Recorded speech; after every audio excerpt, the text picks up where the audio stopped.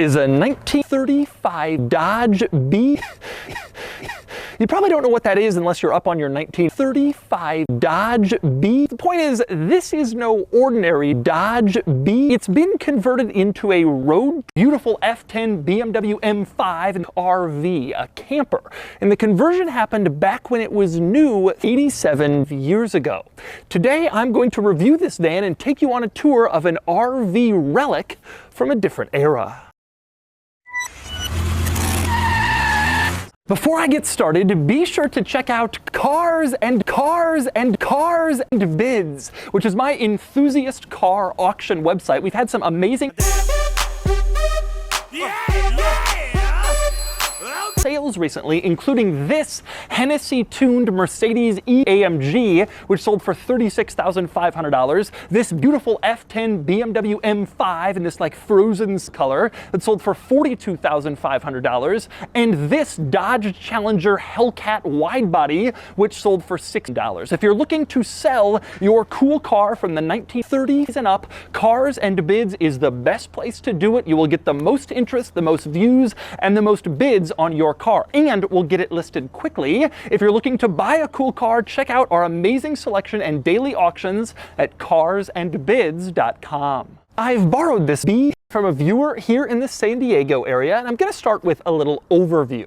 Now, back in the 1960s, if you wanted a camper van to sleep in and take on road trips, you would use a Volkswagen Butt. So it was really popular for that purpose. These days, people use Sprinter vans, Mercedes-Benz Sprinters that have been outfitted for sleeping and camping, and they're huge and they work great. Well, in the 1930s, you might use this. Back then, conversion vans were popular. They were full-size vans that were converted from a simple passenger configuration to add luxury seating, TVs, VCRs, curtains, and in this case, even more, because this van was converted to be a full-on camper with a sink and a stove and a toilet and anything you could want if you were living life on the road. Most of these conversion vans didn't survive as they were driven on long trips, long distances, and they weren't really worth much after 2-3 families had owned them, slept in them. No one really wanted to buy them. But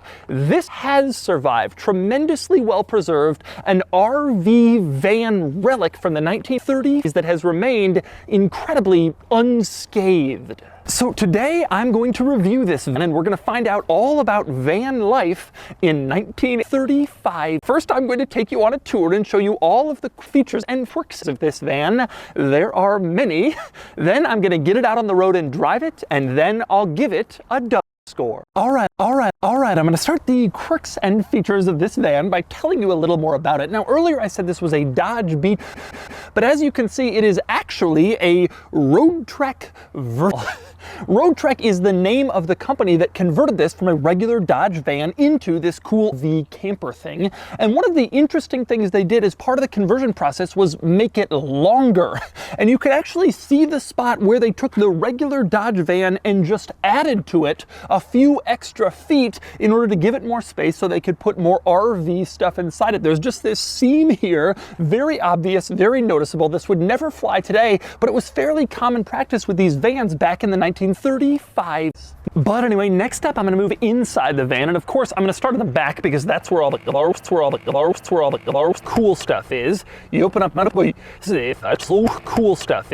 You open up these doors to get into the back, and you discover initially the toilet brown back here. Basically every surface is brown. For instance, you have brown sharpening from the front that's carried a little bit into the back. You also have this sort of brown linoleum looking floor on the bottom. You have a brown wood look tabletop. You have brown in the front seat backs. You have brown below all the seats in this wood trim.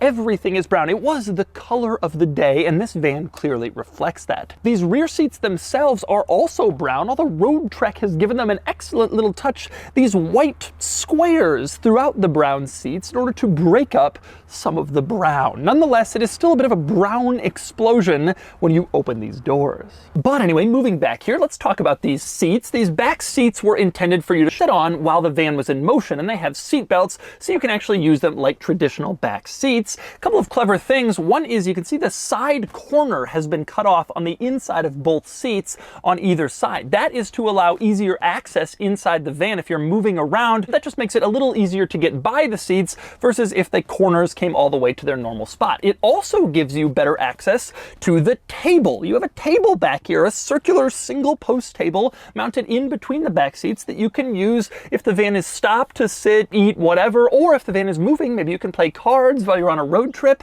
That's a nice feature. I wish my vehicles had a table when I was a kid growing up. But even cooler than the table, you're sitting in these back seats, you look up and you can see there are windows on the roof facing out and forward, which is just the coolest thing. You're driving this van to go see the redwoods. The rear seat passengers can look up and see all of the trees or the night sky if you're camping or whatever, because there are windows on the ceiling. That is a nice little touch, and it makes it feel a lot more lighter and adventure-ier back here. I love it. Also worth noting, since I mentioned those ceiling windows earlier, on the subject of windows, I love the one in the back seat on this side of the van. You can see it's quite large. You have like a normal window and then it's even bigger, and it slides open so you can get a nice little gaze in here whether you're stopped or moving. You get on the outside, you can see it's quite a bit bigger than your traditional window like you see in the front door. So this is a nice addition, and again, if you're camping in your van, you have this extra window where you can see the wilderness, or you can just look at it while you're driving. Either way, it's nice to have. Now you can see above the window you have this folded up cloth, which is of course a curtain. Curtains are important on vans like this because you can sleep in here. I'll get to the bed in a minute. 1 minute, 37 seconds later.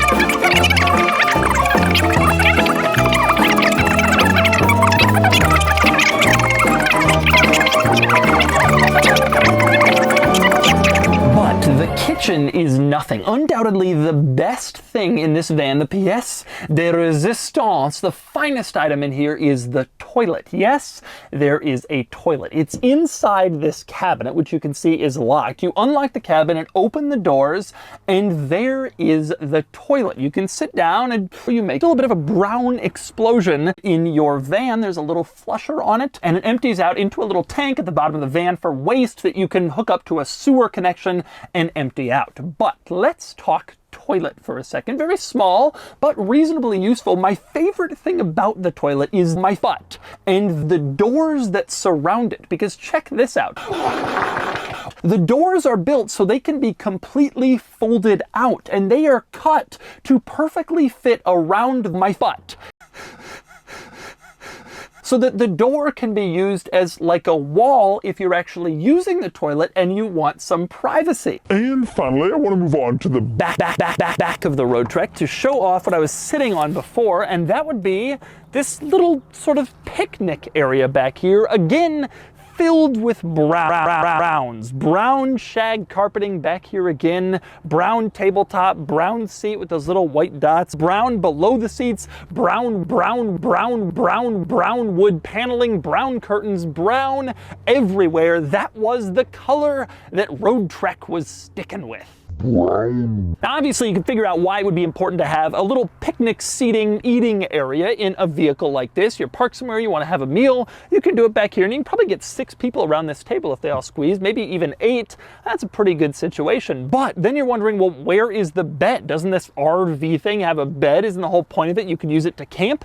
And the answer, of course, is yes. This rear area converts into a bed. You remove this table, which is a pretty simple process, and then you kind of fold the cushions comes flat, and you have a bed back here. The owner tells me he's about 2,000 feet tall, and he sleeps in this bed relatively comfortably, maybe a little bit at an angle, but it is doable. So you can sleep in the back of your van after you've cooked yourself a nice meal in your kitchen. Now, a couple of interesting things in this area. One, again, all the lighting. Right above the table, you have this large circular light. You press this button in the center, and it lights up this area. You also have individual lights over both of the benches back here. You also have an electrical outlet back here, so you can plug in and charge your devices that weren't even invented in 1987 when that electrical outlet was originally installed.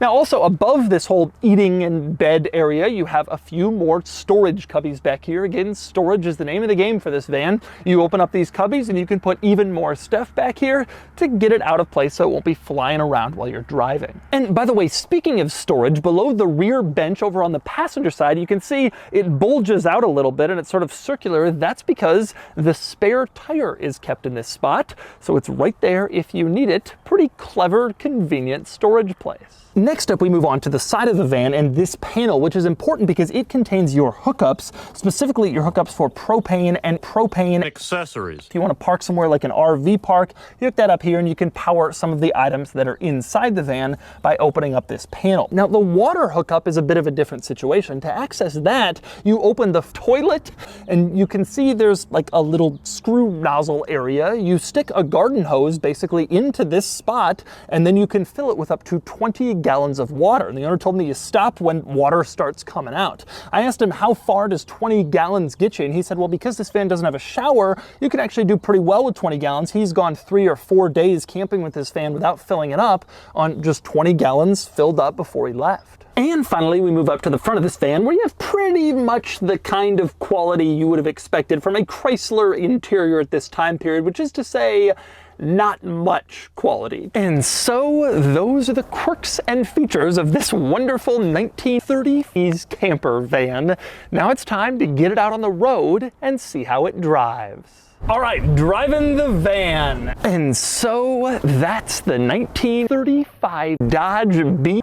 I am amazed by this thing, amazed by how well preserved it is, but also just very interested to see how people lived before electrical with their flat screen TVs and video game systems and power doors. Life wasn't quite as cushy back in 1935. Anyway, now it's time to give this van a Dodge score.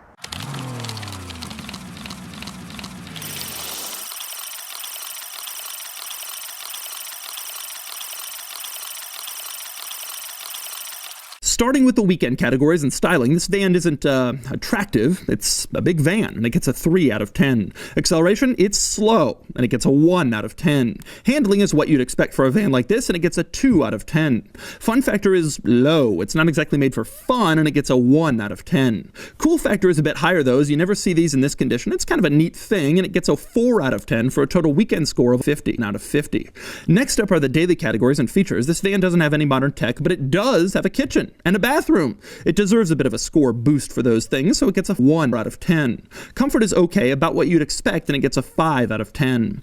Quality is fine. It's not especially high quality. Materials aren't that great, but it's easy to work on, I have no doubt. It gets a brown 5 out of 10. Practicality is pretty good since you can basically live in it. It loses a point only for fuel economy, and it gets a 9 out of 10. Finally, value. And these aren't tremendously expensive, but they're cool and very novel, and it gets a 6 out of 10 for a total daily score of 29 out of 50. Added up, and the Dodge score is 40,000 out of 100, which places it here against some other vans, although this isn't really a fair comparison because none of these vans are RVs. This Dodge van is old and slow and not very high tech, but it's also pretty cool and quirky, and it still gets a higher score than the Mercedes Tetris.